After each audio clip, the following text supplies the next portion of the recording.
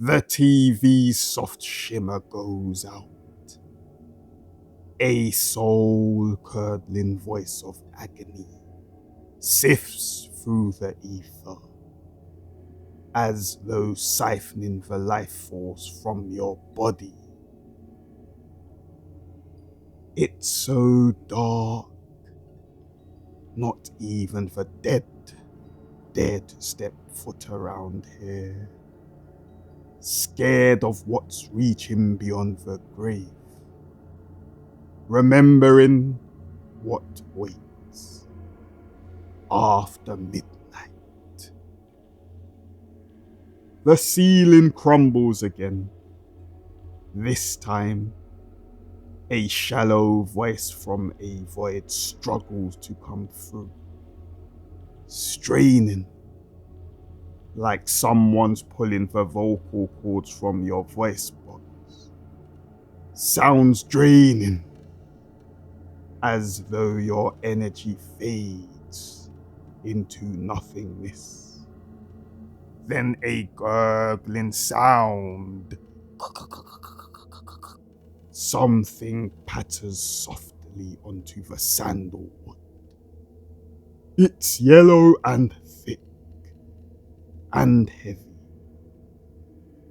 These long strands peel away from the ceiling, like gravity loosens up. A sour acid smell clings to your sinuses, like gas that can't escape from your inside tissue. It coats the back of your throat, causing gunk-filled sacs in your cells. Can you guess what it is? Variations of a melodic cadence rattles through the atmosphere. It gets louder, a pitch stretched to its limit, a quiver, a softness warped by the horrors of torment. The solid timber in this place now exposes delicacy. Something's pulling through this dark optical illusion. Not something, but someone. Chipped, brittle nails grab hold of the edges of blackness. The lights begin to flicker. A face is struggling to peep through. Their words, muffling of strangulation. The lights flicker faster until they force their way into the room. And in between the light, dim into a sickly yellow glow. Shadows cast around the room, like dead people stand between the dead and living spaces. Her cheekbones, sharp and lifted, her eyes sunken with specks of dust. There's a macabre elegance in her posture, a slant in her shoulder, a sense of chaos that stifles the air around her, that even the silence makes a sound in her presence. Her fabric is fluid, like it's alive as the gold lines cling to her velvet dress. Her shoes are slender, the heels crooked.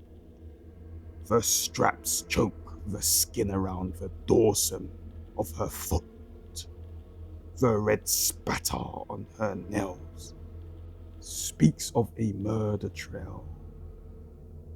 This woman's been carved out of fear, where a burnt, ashen mark has been lodged into her neck. Jazz has seen that before. He had touched it once. A book suddenly falls from the bookshelf. Must have been the spirit that flicked it so she can be inflicted by something cryptic. She creeps towards it, as if something clenches onto her as she moves. Her eyes widen, hesitating to pick it up. Its front cover bears a material older than memory, with vein-like fissures that lightly shift. A picture beyond centuries. A smell beyond forgotten mortuaries. But she picks it up anyway. As soon as she opens it, a flutter of whispers come from every turn of a page. It feels like it's in your mind, a mere breath that penetrates your chakras. Its language felt and fractures your thoughts of things that are not meant to be known, of hidden evils and weeping people, until it lands on a page with a dark spirit of dark filaments, embedded with grainy sediments, and a dense core that frays dead humans. Its body has no edges. Its face, eclipsed and translucent, blurred and indistinct. Its smile forms a cruddy grin, eyes burdened by great sin. I've never seen anything like this before. Have you? Because one thing that gets me is that the malice within seems stagnant. A feeling that it needs to feed on some lifeless human grease. It's a distinct void that suppresses your senses. It absorbs any light that passes through the page and drains your sanity, one drip at a time. Now comes the writing on the page, and although it's in English, the ink feels like it's carved into the fabric of reality.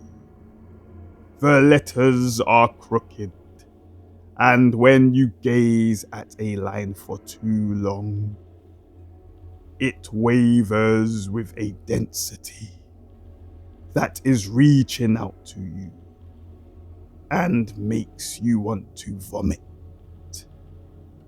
It leaves an imprint on your soul, knowing that you can't escape from the page.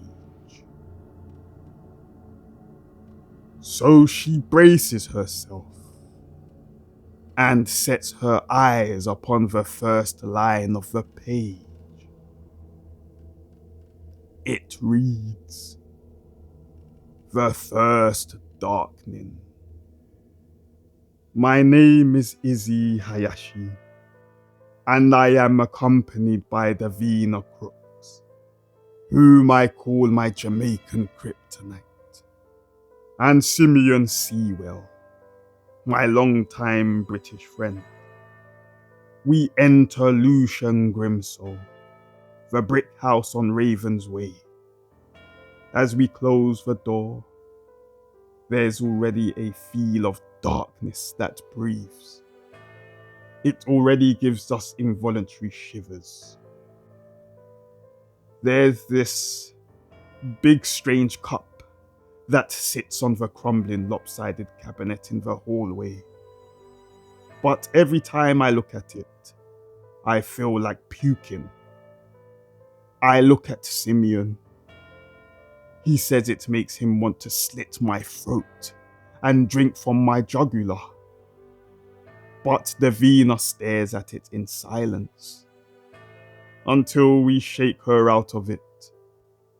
We don't know what she's thinking. She says she cannot get the words out of her mouth either, but it possesses a sickening charm that burrows deep within her. The woman flips the page, but the air tightens around her. Her face warps in disbelief as she moves the book away. But a whisper slips through her ears. You must read. Because whenever you resist, a cold emptiness fills you up. Your tortured heart bleeds of screams that can't leave your body. You feel erased, jaded and crazed. Your mind fades. You must read.